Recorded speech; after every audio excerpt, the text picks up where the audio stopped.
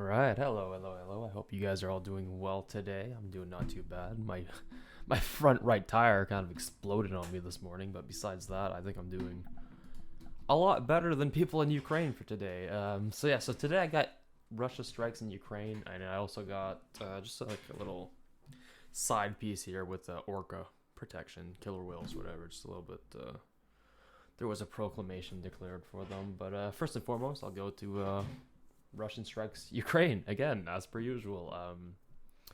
They've apparently fired roughly like 60 missiles or whatnot, and it doesn't hit Ukrainian infrastructures. This is mainly power grids. Again, they keep hitting their power.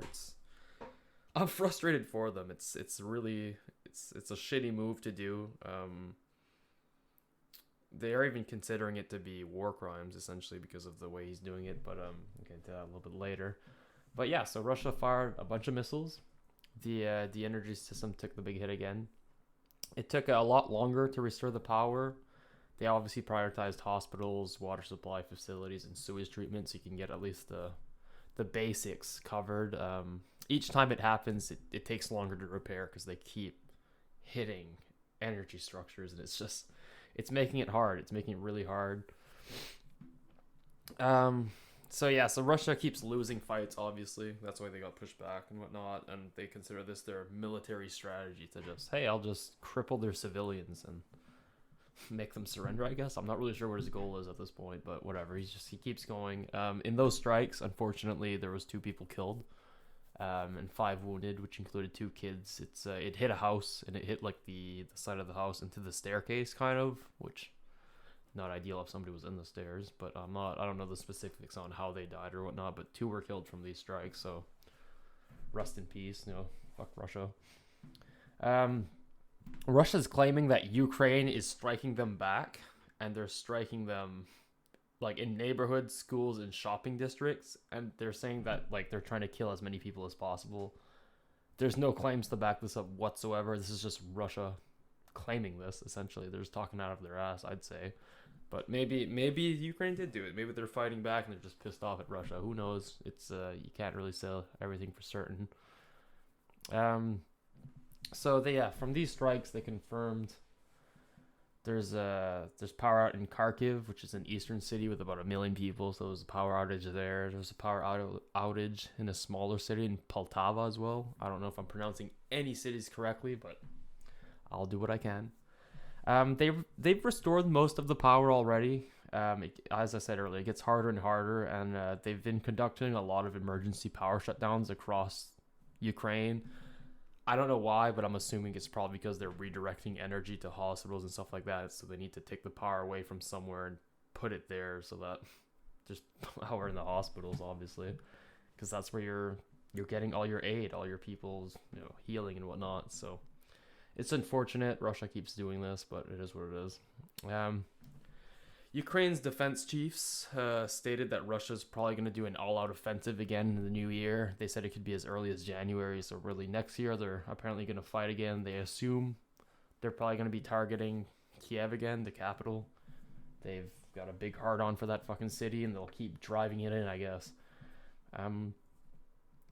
The Russian defense ministry released a video today, so Friday, December 16th, that it was a joint operation with Belarusian soldiers. So I guess Belarus is with Russia. I'm not 100% sure on everything that goes on.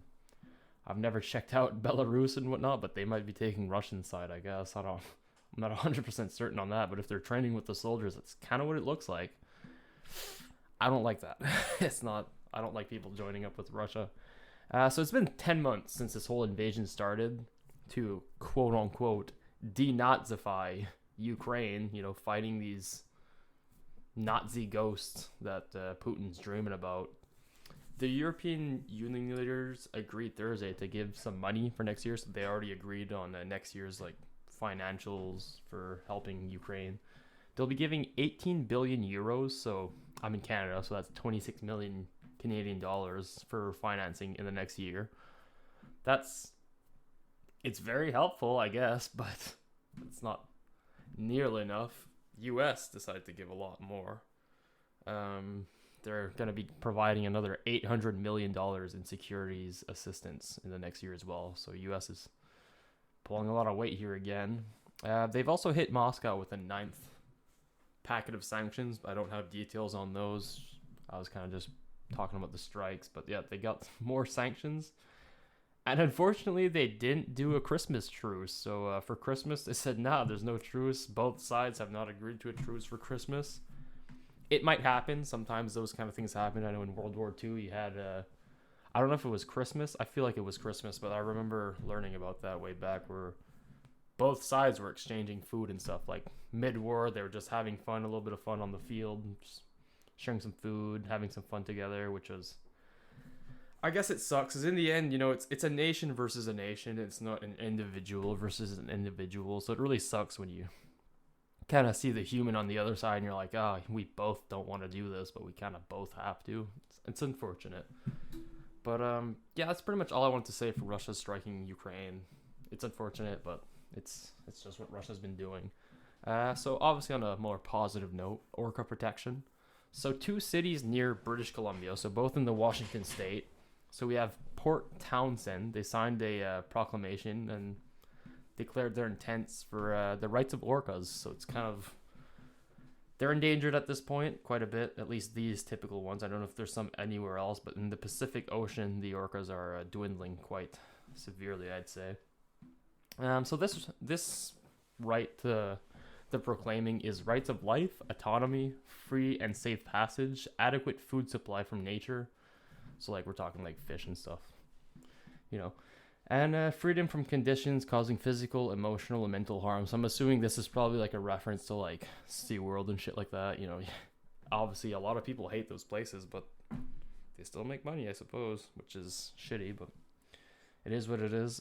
Gig Harbor, another city, a little bit more to the south of Port Townsend. I've included pictures of the map there on the screen for you guys to see where they're at. But yeah, they followed up with it. They copied the same proclamation, so that's 2 proclamations this month for that. It's so the main one they're talking about is the southern resident killer whales or orcas. They are endangered in both the U.S. and Canada, according to Fisheries Oceans Canada. There's about 73 of them this year, but these are specifically the southern resident killer whales. So there's also the transient ones, and there's also the offshore ones.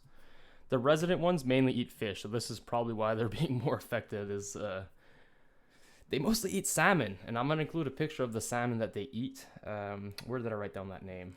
I saw it here a second ago. So it's a Chinook salmon. I don't know if I pronounced that properly, but it's 98% of their diet, which is quite a bit. Considering how much humans eat salmon, I'm assuming this is why this is happening.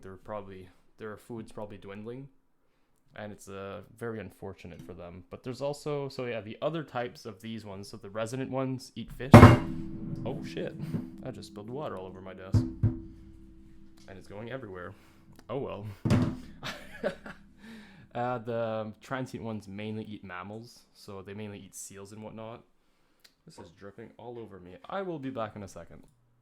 Alright, well, that was maybe a second for you guys, but it was a couple minutes for me. My cup had like 1 drink left in it, and somehow it managed to spread water across all my desk, all over my floor, and my entire left leg. Didn't know water could multiply. Not sure how that happened, but it is what it is. Picking up where we left off there. So the transient whales mainly eat seals. And then there's also the offshore orcas. So they're a lot more offshore, as the name would imply. The residents are the closest ones. The transient ones kind of go back and forth, and then the offshore are the furthest one out. I've included a picture in here with the fins so that you guys can see their fins. They've got a very interesting different set of fins, but the overall difference is obviously what they hunt. The offshore ones mainly eat sharks, apparently, is one of their main diets, but there's not enough studies on the offshore ones because they're further out. It's a lot more hard to study than the closer ones, but pretty cool. But yeah, so the southern resident killer whales, there was 73 of them this year, I suppose. That's not a lot, right? But according to the United Nations, their main issue is because of the 30% carbon dioxide that our ocean absorbs that we produce. It affects their main predator is climate change. Basically, they don't really have a predator. They just have their food disappearing and then dying off is their main issue. So hopefully this proclamation can, I don't know, maybe protect some of the areas they pass through and maybe protect some of the fish they do. But yeah, it's just the dwindling salmon numbers are obviously affecting them. So obviously a proclamation is an illegal document, right? It just shows the community saying, hey, we have an issue with this. Let's get a move on it. And now that multiple cities are starting to do it, at least 2 for now, they're kind of just hoping that other cities adopt it as well, and then that can push the lawmakers more into action and actually provide some help for these dwindling orcas. But overall, yeah, Russia strikes Ukraine again. Fucking horrible. Orcas getting some sort of love from the community out there in the West North America. So it's pretty good. If you guys like the video, comment, subscribe. Do what you gotta do. If I've earned it, of course. And you guys have a great day, and I'll catch you in the next one.